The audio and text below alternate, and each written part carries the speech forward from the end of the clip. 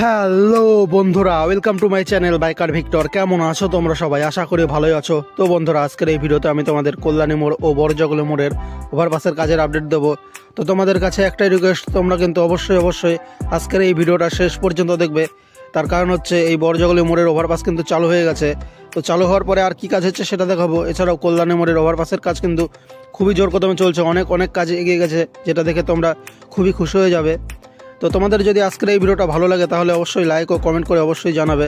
আর নতুন বন্ধুরা যদি দেখে থাকো তাহলে অবশ্যই আমার চ্যানেলটা সাবস্ক্রাইব করবে, একটু সাপোর্ট করবে আমাকে। তো কথা বলতে বলতে চলে এসেছি আমি এখন কল্যাণী মোড়ের ওভারপাসের কাছাকাছি। তো আমি এখন এই সোজা রাস্তা দিয়ে চলে যাব। যদিও এই রাস্তাটা বন্ধ আছে, তাও আমি এদিক দিয়ে গিয়ে তোমাদের কতটা কী কাজ হয়েছে দেখাবো। আর সার্ভিস রোড ভাগ হয়ে যাচ্ছে এখন, কিন্তু এই কন্ডিশনে দু সাইডের সার্ভিস রোডই চালু আছে।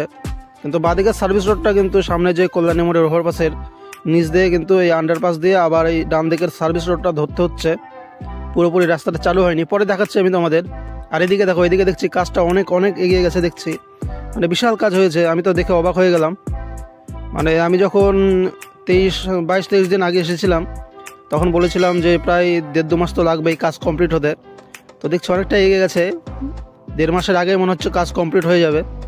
এই যে দেখো আমার বাদিকে দেখো 4 নম্বর লেয়ারের পিচ ঢালা হয়ে গেছে। আর তার জন্য কিন্তু আমার বাদিকে যে ক্যাশ ওয়াল থাকে সেই ক্যাশ ওয়ালের উপরে কংক্রিটের ঢালাইও করা হচ্ছে। আর আমি যে লেন দিয়েছি এই লেনটাতে কিন্তু আজকে পিচ ঢালার কাজ চলবে। 3 নম্বর পিচ ঢালা হয়েছে, তো 4 নম্বর লেয়ারের পিচ ঢালাও হবে। তারপরে কিন্তু আমার বাদিকের যে ক্যাশ ওয়ালটা আছে সেই ক্যাশ ওয়ালগুলোতেও কিন্তু কংক্রিটের ঢালাই করে দেবে।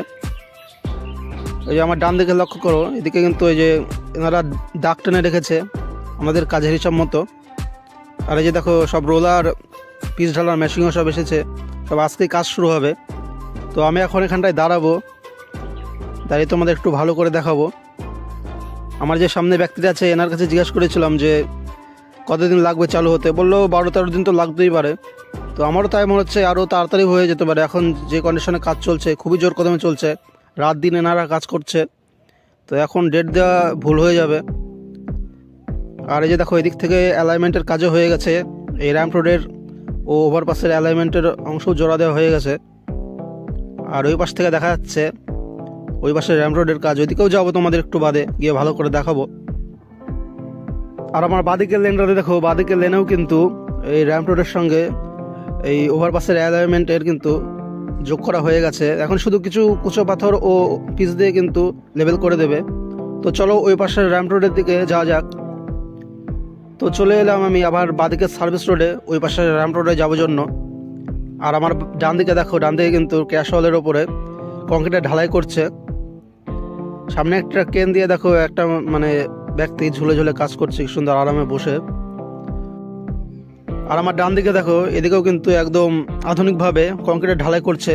এভাবে করলে অনেক তাড়াতাড়ি হয়, কিন্তু প্রায় বছরখানেক আগে যখন এই কংক্রিটের ওয়ালের ঢালাই দেখেছি তখন কিন্তু লোহার যেই বড় স্ট্রাকচারগুলো থাকে ওইগুলো বেঁধে তার উপরে কিন্তু কংক্রিটের ঢালাই করতো, তারপরে জল দিয়ে শুকোতো, তারপরে এগুলো খুলতো। তো ওই কাজগুলো করার সময় অনেক দেরি হয়ে যেত। এই জন্য এনারা এখন এইভাবে কাজ করার জন্য বেছে নিয়েছে, এগুলো করলে একটু তাড়াতাড়ি হয়। তো আমি এখন এই যে ডাইভারশন নেব ডান দিকে। সোজা সার্ভিস রোড এখনও ভালো হয়নি, এখনও এর জন্য বন্ধ আছে, হয়তো পুরোপুরি কাজ হয়নি। আর এই যে আমাকে এখন আবার সেই ভাঙাচোরা সেই সার্ভিস রোড নিতে হবে। এই সার্ভিস রোড দিয়ে যেতেই আমার গায়ে যেন জ্বর চলে আসে, মানে এত খারাপ রাস্তা কি আর বলবো। তো খুব তাড়াতাড়ি ভালো দিন আসতে চলছে, আর কিছুদিন বাদে এই রাস্তা দিয়ে আর যেতে হবে না। দেখো কত বড় গর্ত হয়ে গেছে।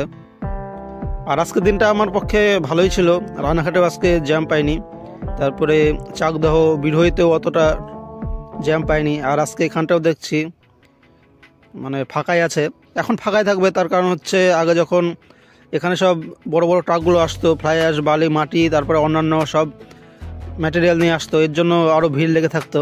এখন একটু কমই থাকবে। আর এখন কিন্তু সব জায়গাতেই মানে যে কটা ওভারপাসের কাজ বাকি আছে বা ফ্লাইওভারের কাজ বাকি আছে সেখানে কিন্তু এখন খুবই জোর কদমে চলছে কাজ, খুব তাড়াতাড়ি সবগুলো চালু হয়ে যাবে। শুধু রানাঘাটের কাজটা একটু দেরিতে হবে, ওখানে অনেক কটা ফ্লাইওভারের কাজ চলছে জন্য। তো চলে এলাম আমি কল্যাণী মোড়ের ওভারপাসের এই পাশের র্যাম্প রোডের দিকে। তো এখানে যা কাজ দেখছি এখানেও কিন্তু অনেকটাই কাজ এগিয়ে গেছে। প্রথম লেয়ারের যে কুচি পাথর থাকে সেগুলোও ঢালা হয়ে গেছে দেখছি। এছাড়াও দু সাইডের ক্যাশওয়ালের যে ব্লকগুলো থাকে সেগুলো তো বসানো হয়েই গেছে।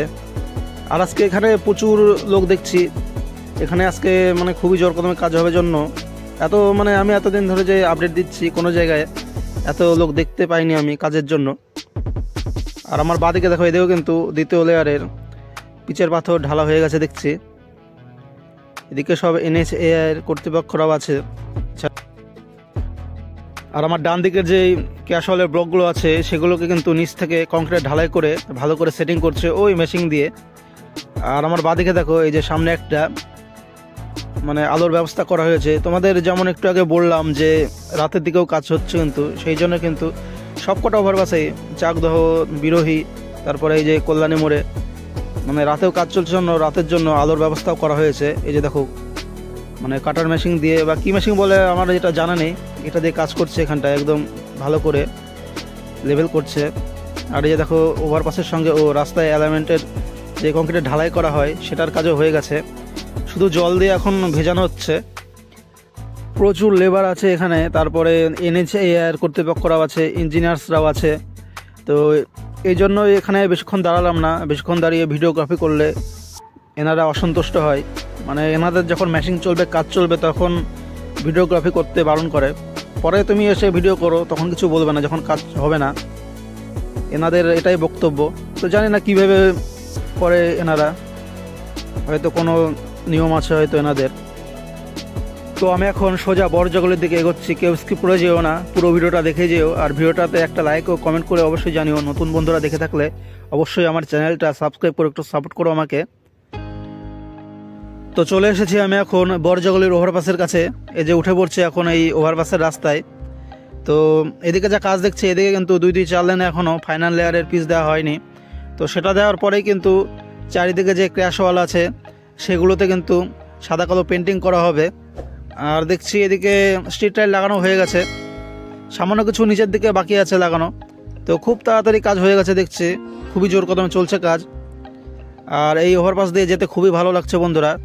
তার কারণ হচ্ছে এর আগে যখন বড়জগলেতে আসতাম তখন কিন্তু সেই ভাঙাচোরা সার্ভিস রোড দিয়ে যাতায়াত করতে হতো আমাদের, তখন খুবই কষ্ট হতো এই সার্ভিস রোড দিয়ে যাতায়াত করতে। তো সেই কষ্টের দিন এখন শেষ হয়ে গেছে। তার কারণ হচ্ছে এই যে এই ওভারপাসটা এখন চালু হয়ে গেছে। তো এখন যে কটা ওভারপাস ও ফ্লাইওভার বাকি থাকলো, তো তার মধ্যে সবার আগে চালু হবে কল্যাণী মোড়, তারপরে মনে হচ্ছে রানাঘাটের 55 নম্বর রেলগেট, তারপরে চালু হবে এই চাকদহ চৌমাথার ওভারপাস, তারপরে বিরোহী। এছাড়াও বাদবাকি যে কটা ফ্লাইওভার আছে রানাঘাটের সেগুলো চালু হবে। তো বন্ধুরা, এই ছিল আজকের কল্যাণী মোড় ও বড়জগলী মোড়ের ওভারপাসের কাজের আপডেট। কেমন লাগলো আজকের এই ভিডিওটা লাইক ও কমেন্ট করে অবশ্যই জানিও।